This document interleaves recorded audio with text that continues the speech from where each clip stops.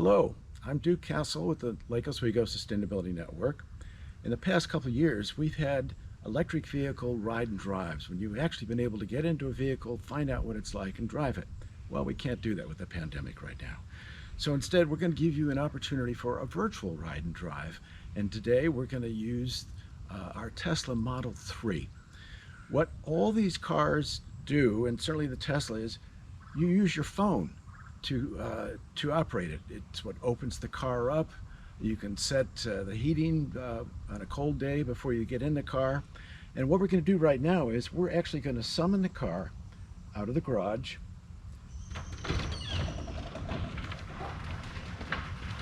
And go over it and then take a ride and drive.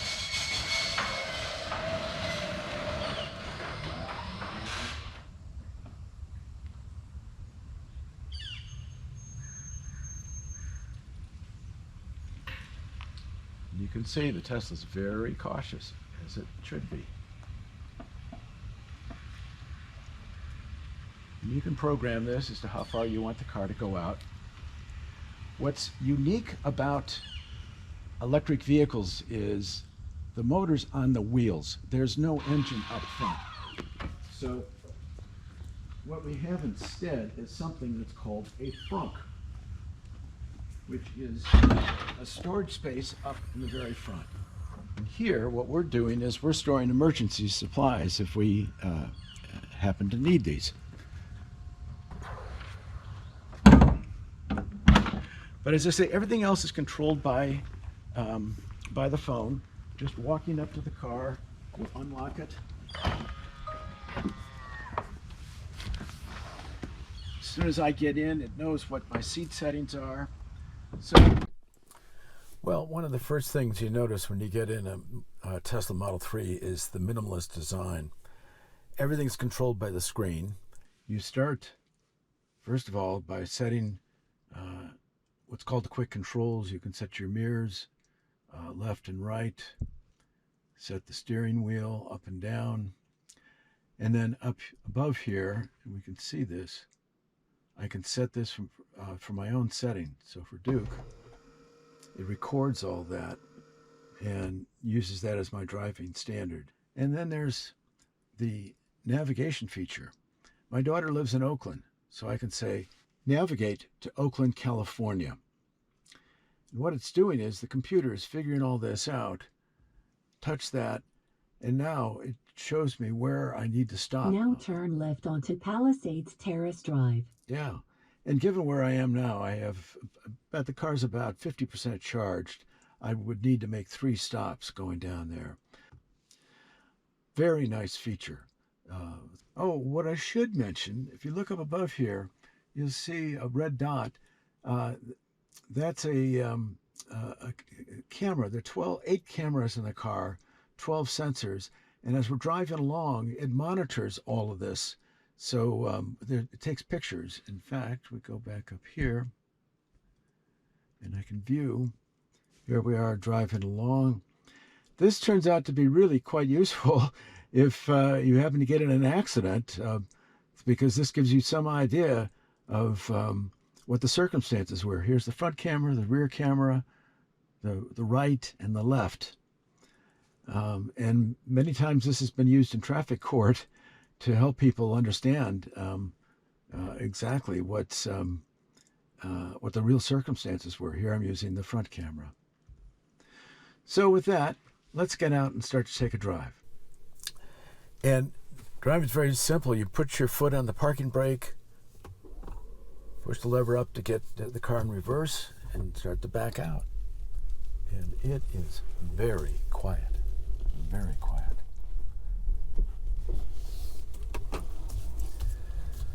One of the things about a Tesla, or almost any EVs, they're quiet, they're smooth, very comfortable. And what you also discover is that they're really fast. This car will go from 0 to 60 in about 4.5 seconds.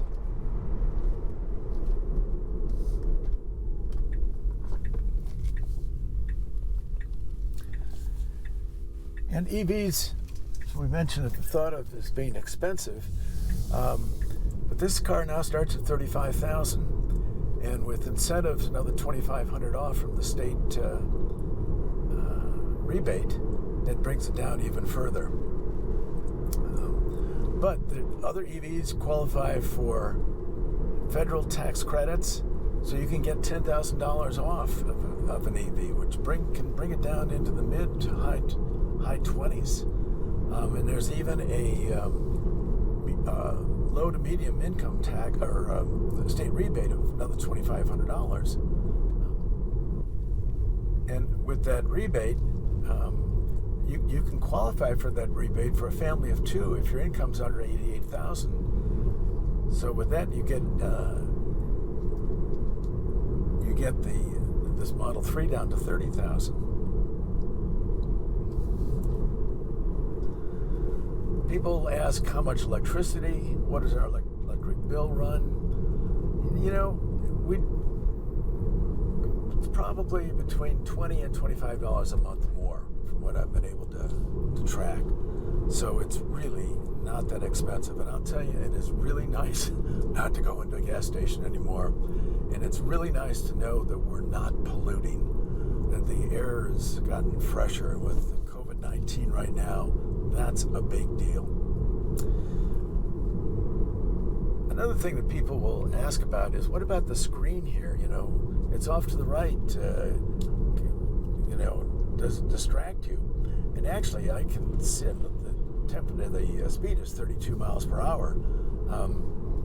It's really not much different than just looking right up ahead here. So there's really not much change at all. The other thing, though, that with a Tesla is they update this software over the internet, and so the features of the car just keep improving. And one of the things that they've done is added voice commands. Let me get past the stop sign and I'll demonstrate that. So I push this button down and I can say, turn on the air conditioning. Enabled air conditioning. Set the fan speed to 9.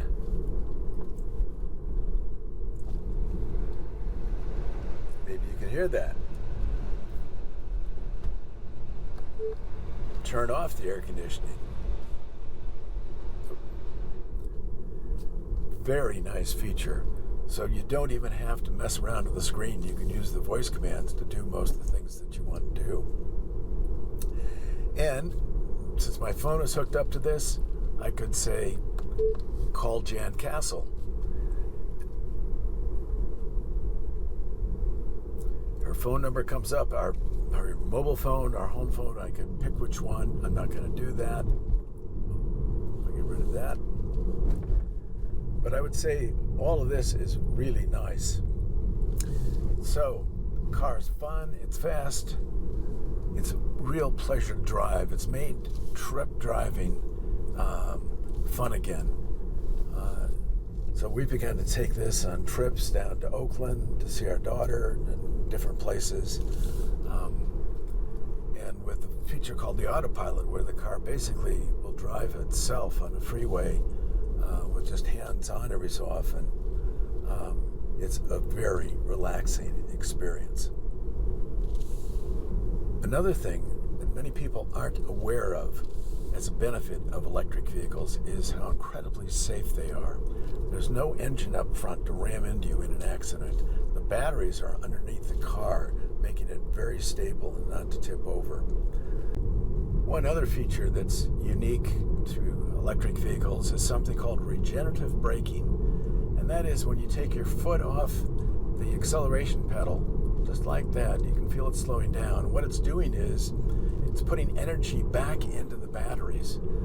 For a lot of vehicles, like the Tesla and the Bolt and the Nissan Leaf, it enables you to do something called one pedal driving, where you don't even need to put your foot on the brake. And I'll demonstrate that right now as we're coming up to this turn. I just take my foot off, the car slows down automatically.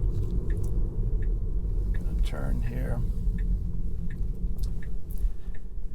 And in fact, as I go down this hill, as I take my foot off the brake, take my foot off the acceleration, the car just stops. So you never need to put your foot on the brake itself. So here we are, almost home.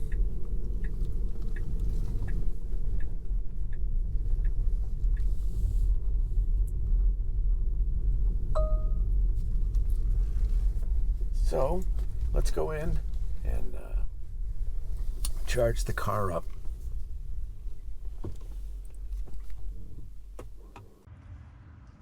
Okay, now we're going to talk about charging your car at home. And it's really pretty simple.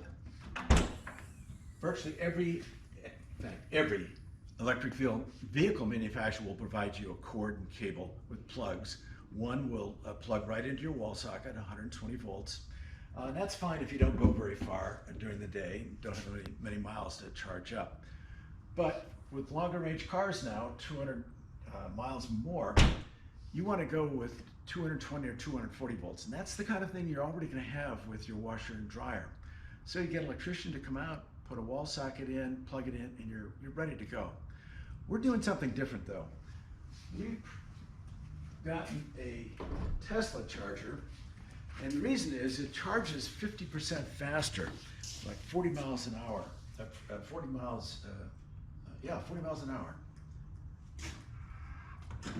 Plug it in, we're ready to go. So in a few hours we'll be done. And the other thing we can do with this is we can set the time of day. So with cheaper rates at night, we can set it for that.